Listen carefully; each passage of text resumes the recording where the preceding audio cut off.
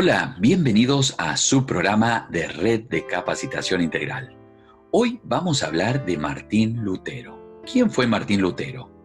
Seguramente tienes alguna idea, aunque sea superficial, sobre la vida de Martín Lutero.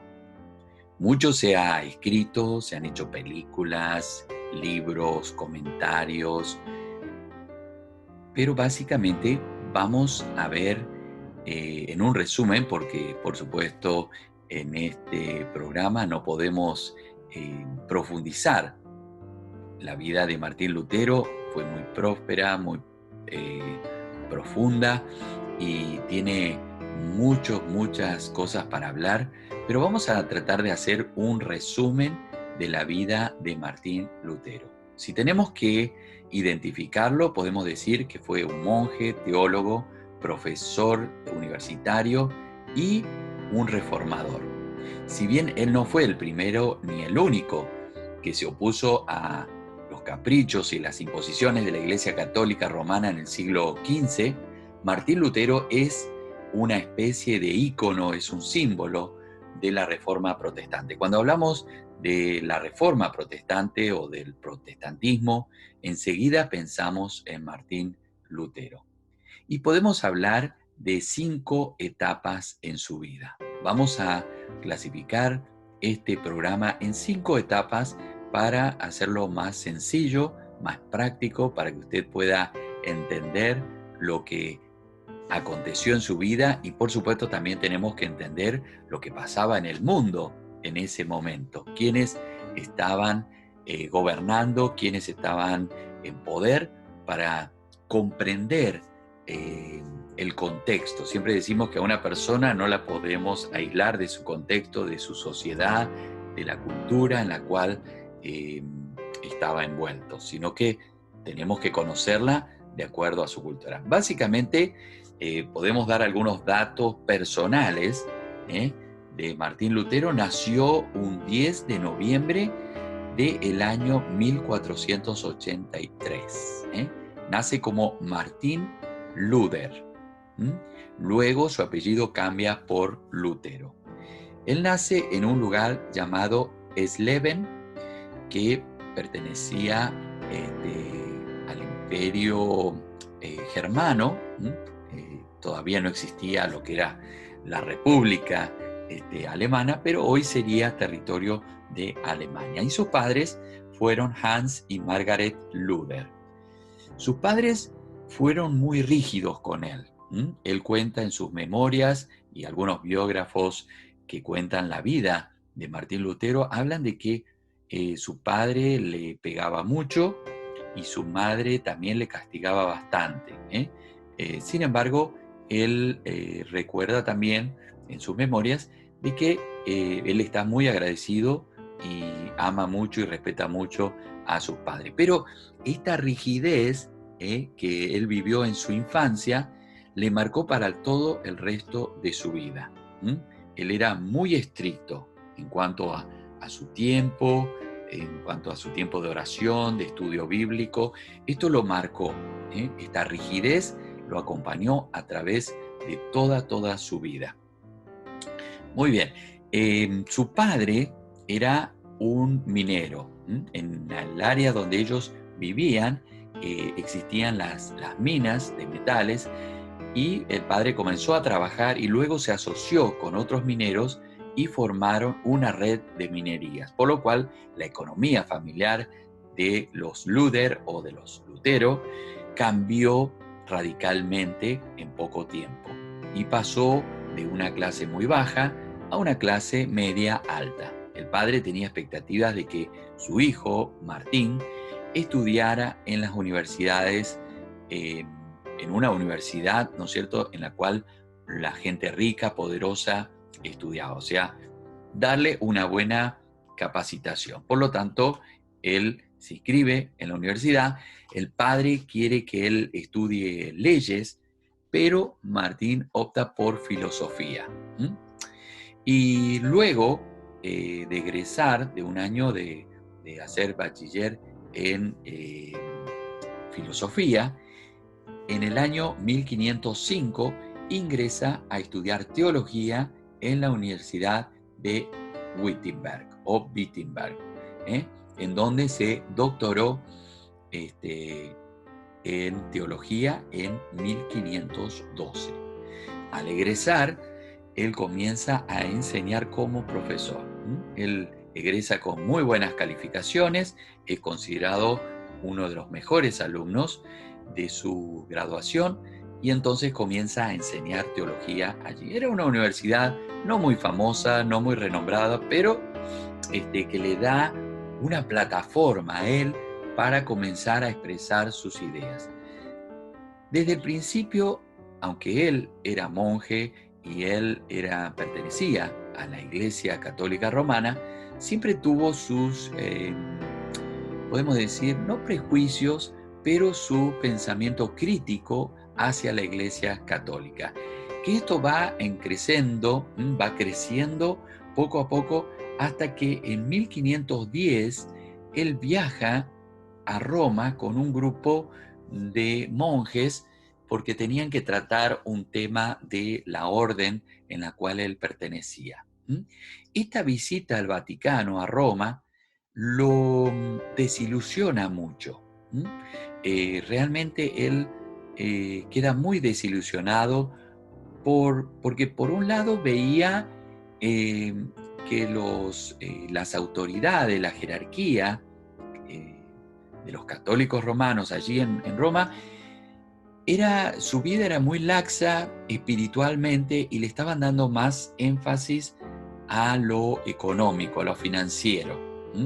Vio la ostentación, las grandes construcciones que se estaban haciendo, las obras de arte, o sea, parecía un museo más que un lugar de encuentro espiritual. Muchos dicen que allí él tiene una revelación, ¿no es cierto?, en cuanto a la fe y las obras, porque la Iglesia Católica Romana en ese momento estaba enfatizando mucho en las obras para la salvación. Tienes que hacer esto, tienes que dar esta ofrenda, que esto va a dar pie más adelante en lo que se llamaron las indulgencias. Pero vamos a ver un poquito más adelante qué significan las indulgencias. Pero él se desilusionó muchísimo. Se desencantó totalmente y las críticas de Lutero fueron creciendo después de este viaje que estuvo como un mes con estos monjes allí en el Vaticano, en Roma, ¿no? Claro, como el Vaticano estaba en plena reconstrucción, necesitaban fondos. Entonces aquí nace fondos económicos, dinero. Entonces, una idea, ¿no es cierto?, del Papa en ese momento fue de vender las indulgencias. ¿Qué eran las indulgencias? Bueno, era como un perdón que la gente pagaba por familiares, por personas que ellos querían que habían muerto y que tal vez no iban al cielo. La Iglesia Católica Romana enseñaba que había personas que no iban directamente al cielo, sino que iban al purgatorio, un lugar intermedio que tenía que pagar por algunos pecados que no habían confesado, y entonces para salir rápidamente de ese lugar que no era el cielo, podían acelerar ese trámite pagando indulgencias. Entonces, ese dinero se utilizaba para la construcción y ampliación de lo que era el Vaticano. Mucha gente daba dinero y mucha gente pobre que no tenía, daba todo lo que tenía para que sus familiares accedieran rápidamente al cielo. Esto lo vio muy mal Lutero. Desde el principio se dio cuenta que esto era un negocio y no era algo bíblico, no tenía respaldo bíblico. Entonces, luego de esta visita, él comienza un ataque bastante directo sobre estas creencias. En 1517, Lutero decide hacer pública todo su pensamiento crítico de la Iglesia Católica Romana. ¿Y qué hace? Para esto, él escribe 95 tesis, o sea, 95 puntos en los cuales él estaba en desacuerdo con la Iglesia Católica Romana, lo escribe y lo clava, ¿no es cierto?, en la puerta o al lado de la puerta del templo que él lideraba en ese entonces, que se llamaba de Todos los Santos, en Wittenberg o Wittenberg, ¿no? Y esto logra una publicidad muy grande. Todo el pueblo, por supuesto, pasaba por la puerta del templo y veía estas tesis, ¿no es cierto?, que eran reclamos hacia la Iglesia Católica. Por supuesto, la reacción de la Iglesia Católica no se dejó esperar, no se dejó demorar, y entonces el Vaticano, Roma, le envía una notificación de que Lutero tenía que viajar a Roma para aclarar esta situación. Por supuesto que Lutero sabía que si viajaba a Roma era para ser condenado, porque él no quería y no estaba dispuesto a retractarse de esto. Entonces, el juicio no se hace en Roma, sin embargo se hace en otro lugar, y allí comienza un gran debate donde él defiende a capa y espada su pensamiento sobre la Iglesia Católica, sobre las indulgencias y muchas otras cosas. Y por supuesto la Iglesia Católica le insiste de que él tiene que retractarse o sería considerado un hereje, un enemigo de la Iglesia Católica Romana. Sabemos que la Iglesia Católica Romana era la más poderosa, y no solamente eso religiosamente, sino que manejaba políticamente también a todos los reyes, emperadores que existían en esa época. O sea, que la Iglesia Católica estaba sobre la autoridad de los reyes mismos, o sea que tenía una autoridad muy, muy grande. Bueno, esto desata una controversia muy grande. Lutero escribe varios libros, no vamos a mencionar todos los escritos porque sería interminable, artículos y libros, con la ayuda de la imprenta que recién estaban haciendo, ¿no es cierto? Lutero comienza a hacer, digamos, visible su desacuerdo, hasta llegar al año 1520. Luego de comparecer ante el representante de Roma, Lutero es excomulgado, y esta excomunión le llega por parte del nuevo emperador Carlos V, que lo declaró a Martín Lutero como proscripto en lo que se llamó la Dieta de Worms, que esta era una reunión supuestamente para que Lutero se retractara, para que dejara de atacar, por así decirlo, a la Iglesia Católica y reconsiderara sus puntos de vista. Pero Lutero siempre siguió firme en sus convicciones. Entonces aquí tenemos básicamente lo que es la historia. ¿Qué es lo que básicamente Lutero defendió? Bueno, en primer lugar, él tuvo en claro, y todos sus escritos apuntaban, a un sacerdocio universal. Él hablaba de una relación directa del individuo con Dios. En este punto quita, ¿no es cierto?, y desaparece el rol mediador de la iglesia. Hasta ese entonces, la gente tenía que ir a confesarse semanal o diariamente a un cura, ¿no es cierto?, para que sus pecados fueran perdonados, a un sacerdote. Luego la gente no tenía acceso a la Biblia, la palabra de Dios, ni siquiera estaba traducida al idioma del pueblo. Generalmente las Biblias estaban en los idiomas originales y como mucho en latín, que era el idioma que hablaba el clero, o sea, los obispos y los sacerdotes. Él dice que todo cristiano tiene el poder de, o sea, la autoridad de leer e interpretar la Biblia por medio del Espíritu Santo. Esto fue un avance muy grande, porque realmente hasta ese entonces la gente no contaba con una Biblia y bueno, por muchos siglos más o años más fue perseguida la Biblia. Y eran quemados los ejemplares de las Biblias, y también era perseguida la gente que leía personalmente la Biblia fuera del clero, porque pensaban que la gente no podía entenderlo. Entonces, Lutero promovió la traducción de la Biblia, en primer lugar al alemán, y esto desencadenó que cada país, ¿no es cierto?, que hablara otra lengua, tradujeran. Hablamos en otro programa sobre Reina Valera o Casiodoro de Reina, perdón.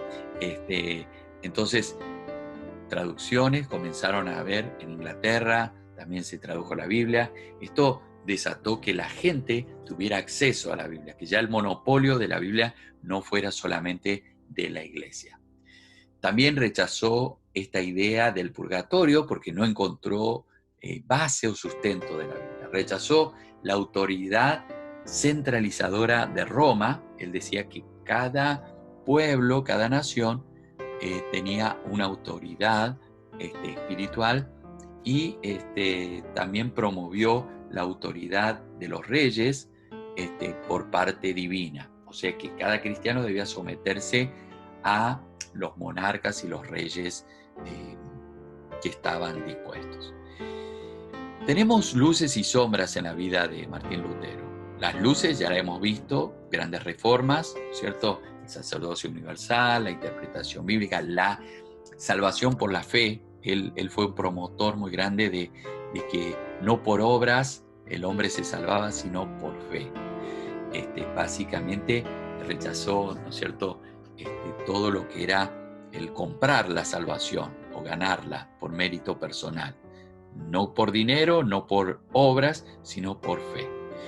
¿Cuáles fueron las sombras? Él, yo creo que no pensó nunca que el impacto que iba a producir su reforma. Por lo tanto, él no preparó a la gente para que esto fuera en una forma pacífica. Aunque él siempre fue pacífico, pero la reforma en Alemania y en otros países fue violenta. Se desató la guerra de los campesinos, ¿no es cierto?, que aprovecharon la idea de Lutero para promover una revolución armada. Él estuvo en contra siempre de esta revolución. Él no fue claro tampoco en cuanto a separarse totalmente de la Iglesia Católica. La Iglesia Católica Romana lo excomulgó a él. Él no fue el que rompió con la Iglesia con la Católica, sino que la Iglesia Católica rompió con él. Él siguió muchas tradiciones de la Iglesia Católica Romana. Sin embargo, fue el propulsor, ¿no es cierto?, de cambios muy, muy importantes.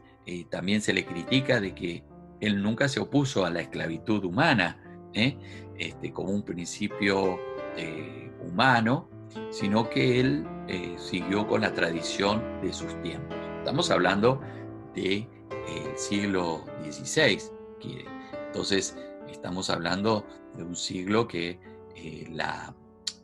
podemos decir, la esclavitud era algo muy normal en ese momento. Por lo tanto, él fue un promotor. La mayoría de los historiadores y biógrafos sostienen de que él no captó que iba a ser una revolución tan grande, iba a ser una reforma tan grande que cambió no solamente la religión, ¿no es cierto?, cómo se veía a Dios, cómo se veía al hombre, sino cambió hasta la economía. Él estuvo siempre en contra de cobrar intereses sobre préstamos. Y bueno, fue un hombre muy fiel, ¿no es cierto?, a sus convicciones, aunque a veces algunas de sus convicciones no fueron totalmente bíblicas o totalmente basadas en la palabra de Dios. Su interpretación fue muy parcial, pero fue un hombre de principios y convicciones. Por lo tanto, podemos decir que hubo luces muy importantes y sombras, cosas que en su carácter, en su forma de ser, tal vez podían haber sido mejores, pero como ser humano, todos tenemos cosas buenas y cosas malas, y podemos aprender de la vida de Lutero, un hombre fiel a Dios, fiel a sus convicciones, ¿no es cierto?, que se pudo haber equivocado en algunas cosas, pero él siguió firme hasta el final. Espero que este panorama le ayude a aclarar un poco la vida de Lutero y que usted pueda también, como Lutero, buscar en Dios, porque él era un hombre que marcadamente podemos decir que su vida estuvo marcada por la oración. Él consideraba la oración, el hablar con Dios, una cosa primordial en su vida. Dicen algunos de sus biógrafos que cuando él tenía un día ocupado, decía, voy a orar más tiempo porque este día va a ser bien ocupado. A veces al revés de nosotros, decimos, voy a estar muy ocupado, voy a dedicar menos tiempo a la oración. Sin embargo, él, cuanto más ocupado estaba, más se dedicaba a la oración.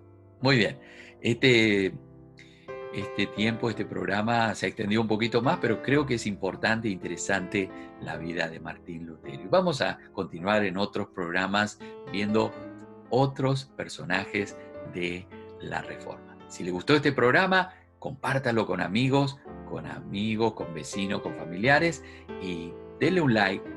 Allí, si usted lo está viendo por YouTube, ponga algún comentario, nos ayuda a mejorar, sea bueno, sea malo, sea para crecer. Esperamos que sea de bendición para su vida. Muy bien, les saluda su amigo y hermano Timoteo. Dios le bendiga hasta nuestro próximo programa.